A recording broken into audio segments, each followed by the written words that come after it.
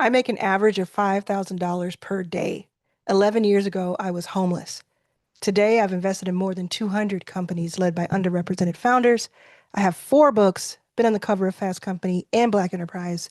And I'm going to tell you 10 takeaways that will help you make more money in your business. It can be a brick and mortar, it can be a product led business, it can be SaaS, software, coaching, any of those, this will apply to. Okay? Please take notes. It's the best way to learn it. And use this video anytime you need. Okay? The first is to know your numbers. I have a lot of conversations with, I'm going to say, thousands of founders every single year because it's true. And most people do not know their numbers well enough. If you can't measure something, you can't fix it or grow it necessarily. So please know your numbers. I say this to myself. All these things I say to myself. I don't know my numbers well enough. Sometimes, most of the time I do. So know your numbers. Know how much things cost you, how much things cost the customer. Know how much wiggle room you have for any discounts, and look at if you are charging enough. The second, number 2, is calculate when you can afford to buy back your time. Your time is precious. And if you can have someone else doing things that take you a while and take away from the things that make you money, it's better for everyone involved in the business. So you shouldn't be doing every little thing for forever. Yes, when you first get started and you can't afford somebody, absolutely do everything. Get in the trenches. You're not too good for that. But what I'm saying is, don't say, well, I'm going to save $2,000 a month and then lose 10,000 because you're saving. I'm going to save 2,000 by not having a virtual assistant. And on the other hand, you're wasting 10 to 20 hours doing little things that someone else could do for you. And maybe they even enjoy it. They're certainly better at it than you are, probably.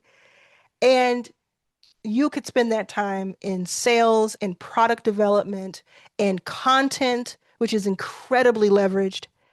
That is what you need to do. So you need to see, how much do I need to make to be able to afford to buy back some of my time? And I take that from Dan Martell, that title of his book. If you don't have Buy Back Your Time by Dan Martell, highly recommend.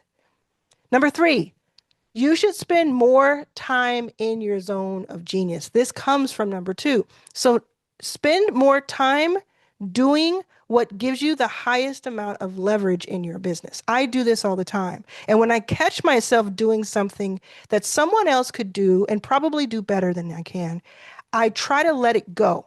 Same thing as number 2.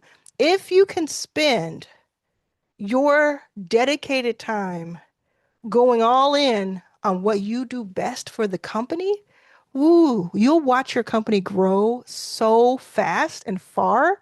You would have never imagined it. This happens to me all the time.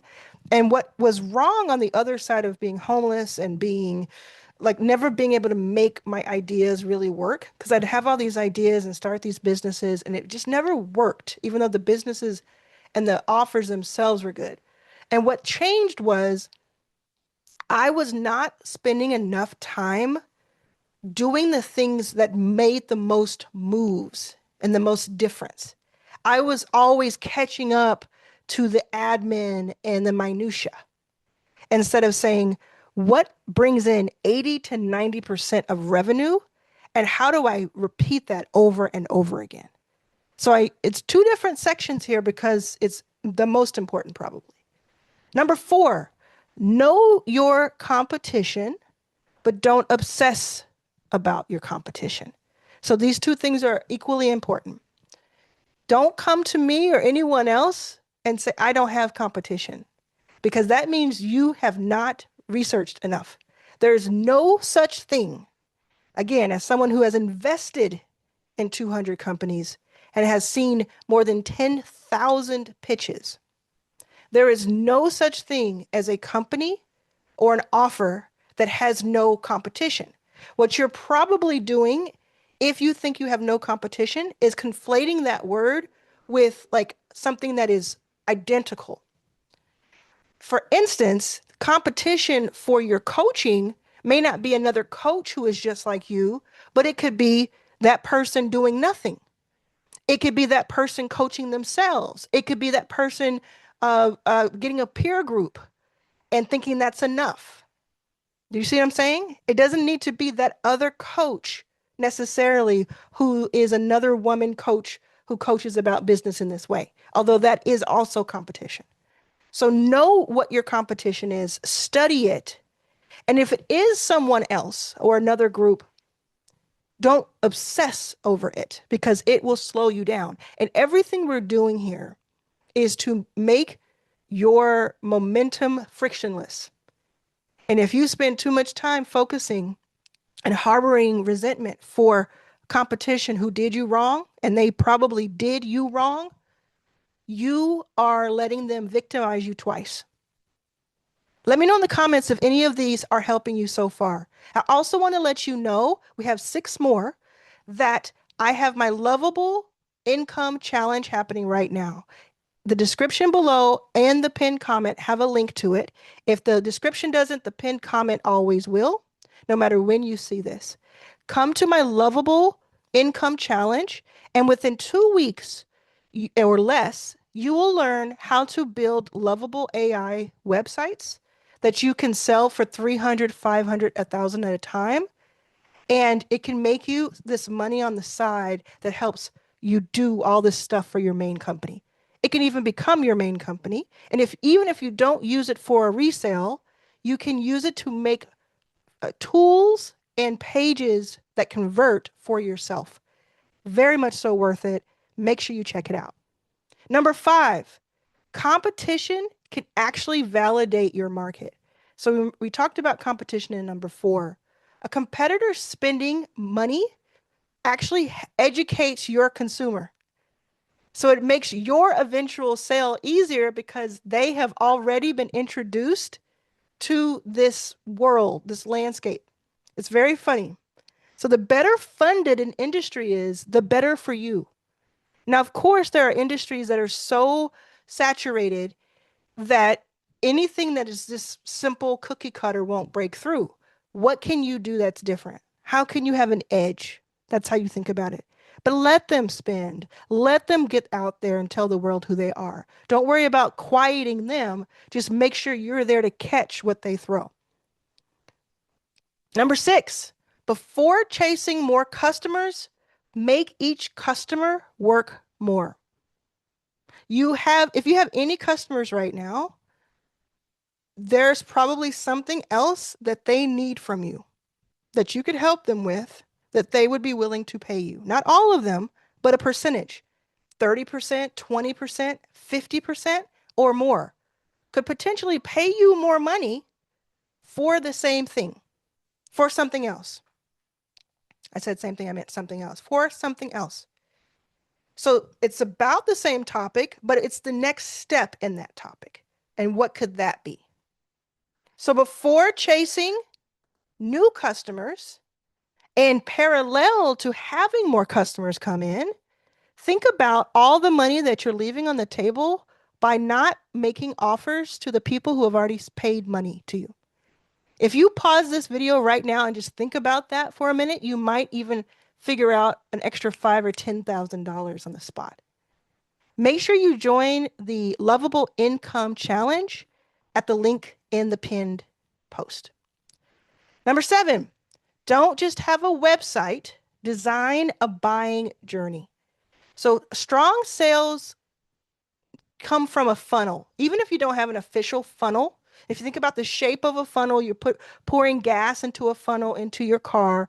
It's larger at the top, gets smaller and smaller and smaller.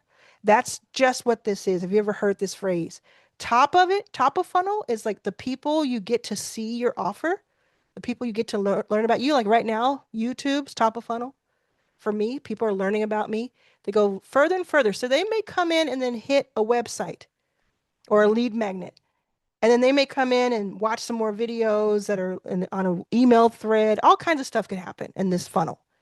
But if you have a website and your website is just, here's about us, here's some cool pictures, here's a cool video playing in the background, yay.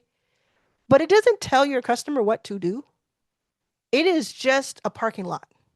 It is just a menu. Instead, you wanted to tell the customer what action you wanted to take. You want to design a buying journey for the customer with your website.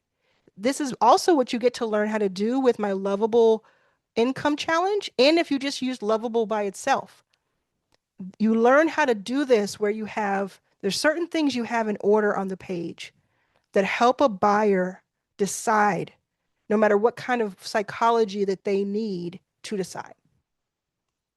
Number 8, build an audience you can nurture instead of constantly starting from zero. So you're going to do this mainly with leveraged content. You can use videos, you can have a newsletter, you can have an email sequence, so you can use social. These things keep the relationship nurtured. That's why it's called a nurture sequence, while in between sales. Again, it goes back to, don't just think about how many new people can I get to know me. Think about the people who already exist. There's a lot of value in that. There's a lot of value in, this person actually has been rocking with me for a couple of years. They bought something from me 18 months ago. I wonder how they're doing. There's a lot of value in that. Figuring out, like, not just the new shiny object, but the people who have already proven to you that they are worth paying attention to. So you give them things like, right now, I'm giving you a top 10 list. 1 or 2 of these is going to help you if you really pay attention to it. And this is helping to nurture our relationship between sales. So you might think, well, this is really cool. Let me go see what else she has right now. It may remind you to go look at another video of mine, or go check out my Lovable income challenge, or go look at my book, one of my 4 books. Or it just may be that thing, that touch point that you need, so that 2 weeks from now, when you see my face come back up on your YouTube homepage, you're like, yeah, I'm going to watch that too.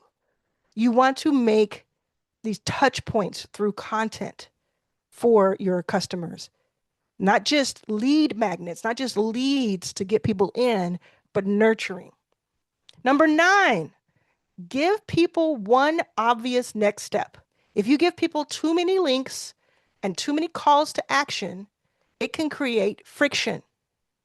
So whether you have a buy this or book now or apply here or join this, make a primary action that you want the customer to take obvious and unmistakable. And number 10, and before we get to number 10, make sure you are subscribed to this channel. Thank you so much for watching this video. I can't wait to see you in the Lovable Income Challenge. I know it will help you build assets for your business and potentially even sell them to other people.